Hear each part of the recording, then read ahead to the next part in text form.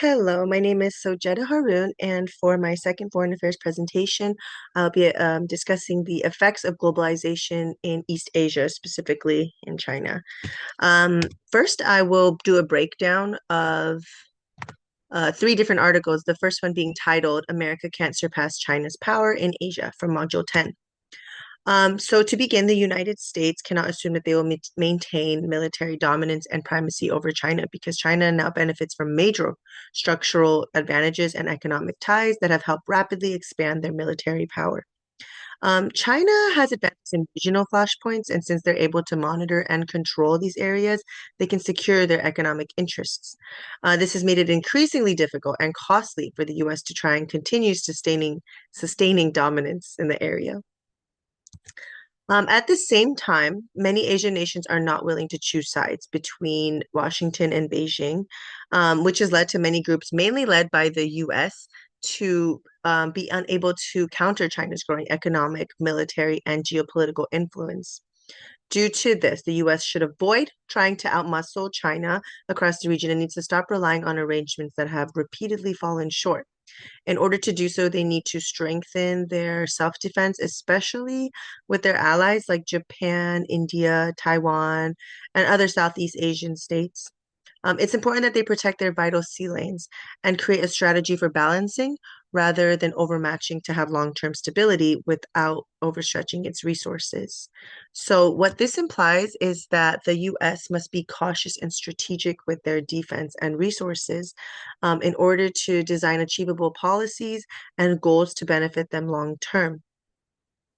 We will continue on to the next article titled The World According to Xi Jinping. Um, so under Xi Jinping's rule, China has shifted in a big way, both at home and abroad. He's brought Marxism, Leninism, and nationalism back into the spotlight, which has given the Communist Party more control over society and the economy. So because of this, state-owned enterprises or SOE companies are getting stronger, more strategic, while private businesses are kept in check to make sure that the government stays in charge of the key industries like energy, tech, infrastructure, defense. And under Xi, Beijing has redirected capital, policy support, and regulatory advantages towards the SOEs. At the same time, the government has tightened oversight on the private sectors of the market and allowed SOEs to regain market share and political importance as a way to gain control and have better long-term national planning. So on the world stage, she sees that China's rise is inevitable and believes that the country should play a leading role in reshaping global rules. These ideas are actively guiding China's policies and strategy, showing that she has a long-term vision to make China stronger and more influential both at home and around the world.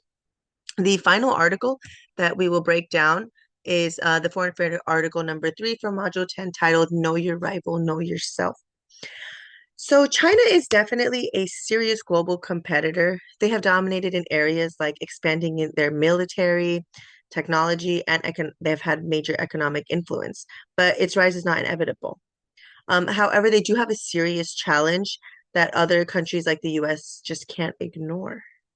The country faces structural challenges, including a slow growth of the economy, um, a growing real estate collapse, mounting debt crisis, demographic decline in productivity, as well as fiscal pressures at the local level, all of which could weaken the foundation of its long-term power. So, centralized decision making under Xi Jinping has further limited China's ability to respond flexibly to crisis. Um, to continue on the other hand, the United States has many enduring advantages, including dynamic capital markets, resilient democratic institutions, strong global alliances, and the capacity to attract talent internationally. To maintain strategic clarity, the US has to avoid overreacting to China's rise or fall, or falling into any fear-driven policies. Um, Instead, they should try to focus on understanding its own strengths as carefully as it has studied their rivals, because Chinese businesses have become way more diverse and can allow the U.S. and their allies to rebuild on those supply chains if things go a different route. So continuing to the module objective relevance, the first one that I found was in module 10, objective 1. Um, and there was an explanation on the essay titled Economic Growth in Asia. So Asia's remarkable economic growth over the past several decades has not been exactly uniform.